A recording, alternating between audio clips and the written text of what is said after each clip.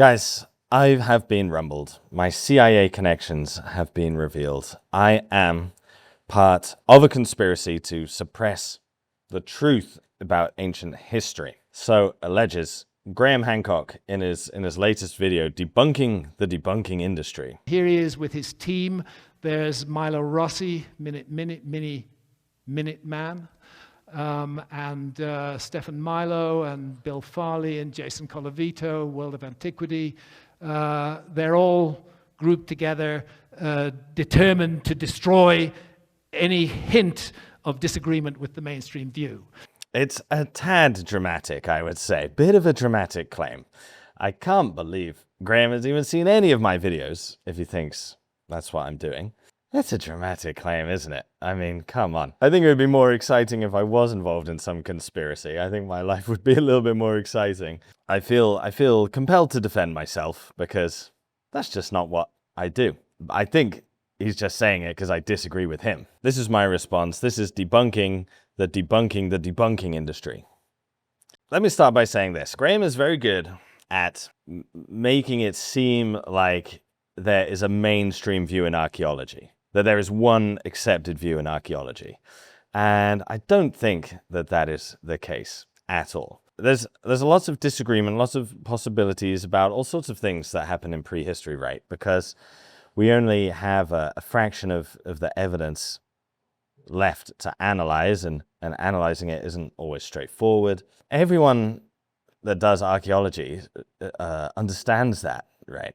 Is very good at presenting half of the evidence or half of a discussion and never getting into the weeds, I would say. And I'm going to use the example of Aboriginal DNA in South America, which is how he started off his speech.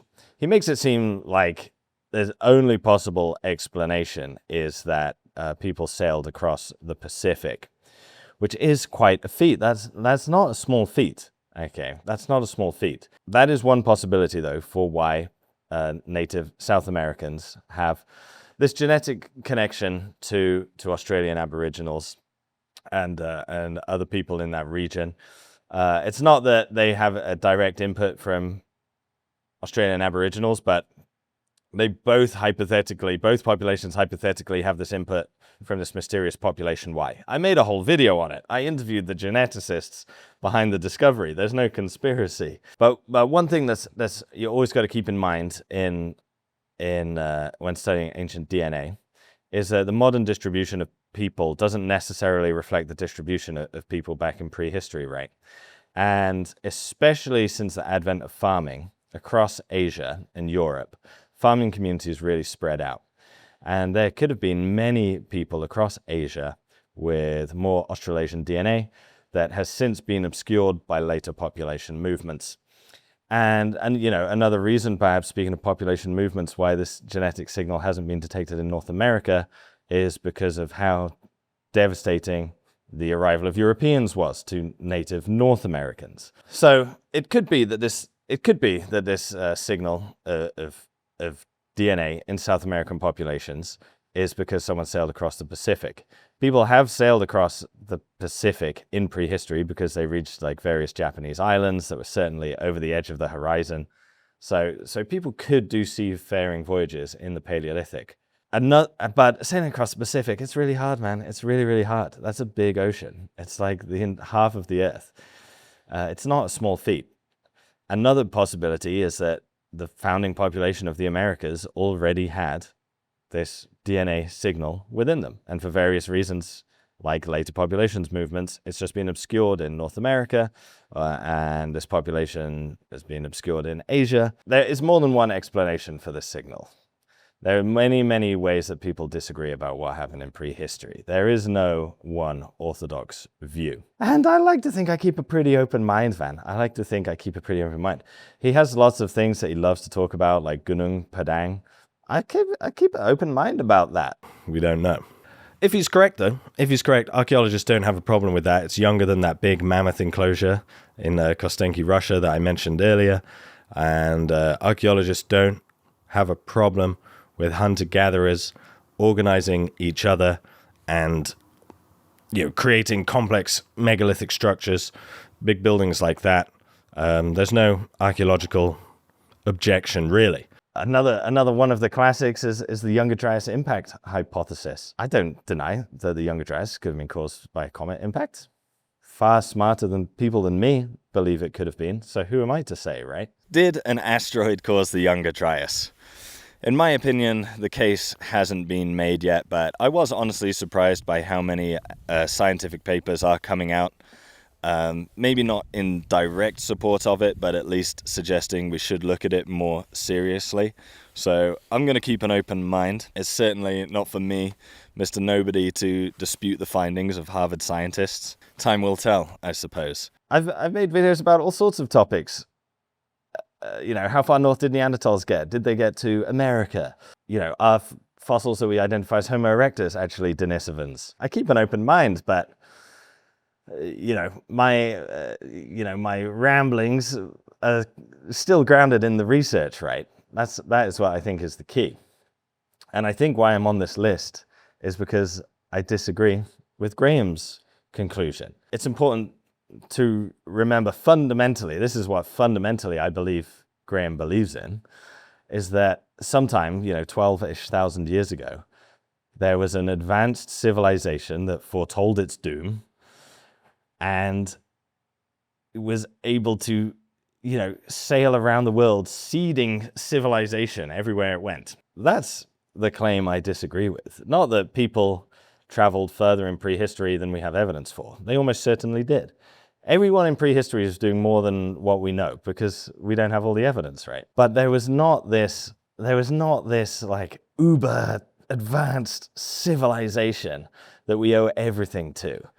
Not only is there no evidence for that, all our evidence massively contradicts that. All our evidence for the development of farming and things like that, it seems like it takes thousands of years for these things to occur. It wasn't just someone rocking up on a boat and being like, hey, have you considered farming and maths?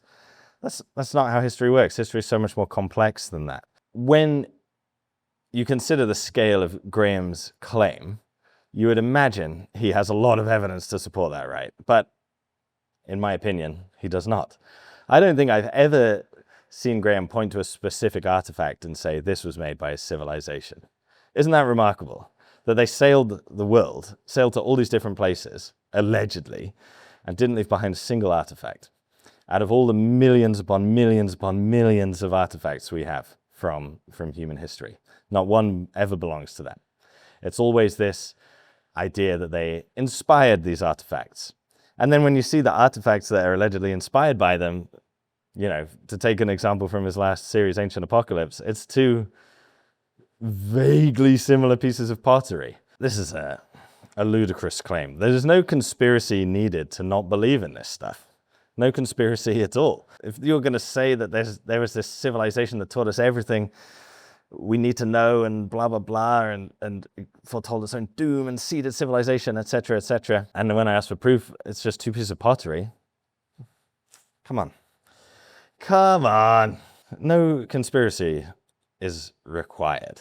I don't need to scheme with Flint Dibble or Milo Rossi or anyone to not believe in that. Even the first video I ever made about Graham years ago, my fundamental objections to Graham, I feel like all of those fundamental objections still stand. Like, why, if this civilization taught everyone to farm, was there such a clear geographical divide between crops? These people sailing the earth had to eat something, right? He often places this civilization in America. So would they not have brought food with them on these voyages?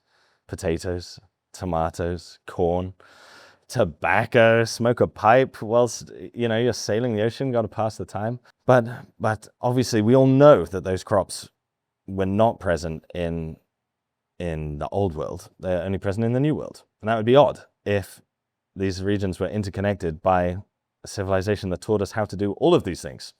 Graham, at the end of his talk, kind of half-jokingly wonders if the CIA are involved in this. I never really felt that there was a conspiracy involving archaeologists, but I'm beginning to now. And again, this sort of thing, the most dangerous show, the conspiracy, the need to have regulated television so that ideas like mine can't get out.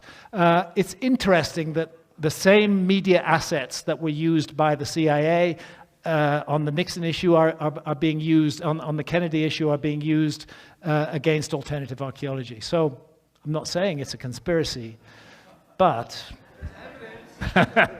we shall see.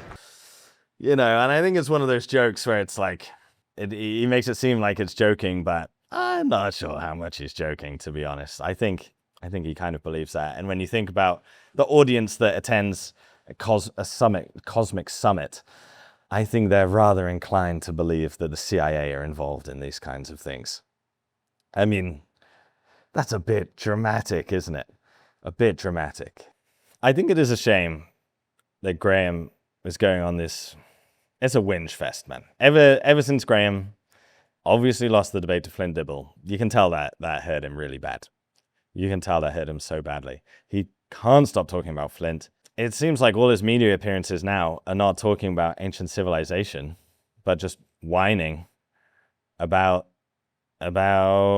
academia, quote unquote. And I think that's a shame. There's no doubt a hardcore group of Graham Hancock fans that probably laps that up. But I think for a lot of people are pretty bored of the whinging. They want to see Graham talk about ayahuasca and ancient shamans and lost civilizations. I think it's a shame to spend his time public speaking again, whining about this. And that's not to say that the Graham's criticisms of academia are entirely unfounded. He is right. The American archaeology got a real bee in its bonnet about the Clovis First. That's true. I've spoken to archaeologists in America who, Paleolithic archaeologists in America, and I asked them, was it really that bad? If you believed in anything Clovis First, were you really not taken seriously? And apparently that is true. And I don't know why that happened, other than to say that archaeology is a subject obviously made entirely by humans, and humans have egos and misconceptions and all of these things. Graham's camp also is full of some pretty big egos. Okay, the alternative archaeology space has some pretty big egos, and I would include Graham in that as well. So, you live and learn. You live and learn. But what I would say about that, right, is that archaeologists let's say there's archaeologists in Asia, none of them are concerned with Clovis First, man. Or in Europe, none of them are concerned with Clovis First. That doesn't affect anyone's view of prehistory. So the fact that Clovis First was held on dogmatically for too long does not affect in any way the fact that Graham's civilization has not been discovered. And this is all obviously a rhetorical device to make his ideas seem more plausible, because he basically has no evidence to support his ideas. No evidence at all. Otherwise, we would see it in his TV shows, right? Put yourself in the mind of Graham. You're making these big budget Netflix shows. You're going to present your best evidence. And to be confronted by those two vaguely similar pots is crazy. It's an obvious sign he has no evidence. So this constant going on about Clovis First is just obviously a rhetorical device to make his ideas seem more plausible. That the only reason we haven't discovered this lost civilization is because of dogmatic archaeologists. Even though if you watch any of my videos, archaeologists disagree all the time. There's lots of new research coming out. It's really a golden age for archaeology. And yet, the remains of this civilization have yet to be found. Oh yeah, I'll say one more thing. Graham is uniquely positioned in this alternative archaeological space to try and solve these questions, right? No one has more money than Graham. The idea that he's being silenced is the most ludicrous thing I've ever heard in my life. He's had 2 Netflix documentaries. He's had a documentary on British TV, countless appearances on the world's largest podcast. The idea that Graham is being silenced is the most ludicrous thing ever. But it is a shame that Graham is uniquely placed to try and answer his questions, research his questions, and yet he does not. And I'll give you a perfect example from season 1 of his Ancient Apocalypse show. They clearly had the budget for underwater drones and scanning and submarines and all of this stuff because they did it at the Bimini Rocks, this natural feature. And yet, over in Malta, Graham claimed that these cart ruts go underwater, deep underwater. We only saw like a little picture of it. But man, Graham, you could have got the underwater drones out. You could scan stuff. Like, no one is better placed to try and answer a specific question about prehistory, about lost civilization than him. And yet he does not. It does honestly make me think that these are not really sincerely held beliefs of Graham's. I kind of think that, to be honest. Especially last season when he was talking about how, you know, an Easter Island, maybe the Moai that we have today are just the survivors and there was lots underwater. When the Moai that we have today like perfectly match the coastline of Rapa Nui. And it's just like, does he actually believe that, man? Does he actually believe that? Is he actually trying to solve any of these questions? I don't think so. I don't think so. And it's a shame. It's a shame to be whinging and whining when he's the only one with the budget and the reach to try and answer these questions. So go to Malta, Graham. Graham, go to Malta. Get the drones back out. Get the submarines back out and show that these cartwrights go underwater. I'll even go with you. In the name of science, I will sacrifice myself and spend 2 to 3 weeks on a beautiful Mediterranean island. In the name of science, of course. I'm going to finish this video now. I'm going to send it off to my CIA minder. And yeah, get my money. Get my money, because I have so much money. And it's all from the CIA.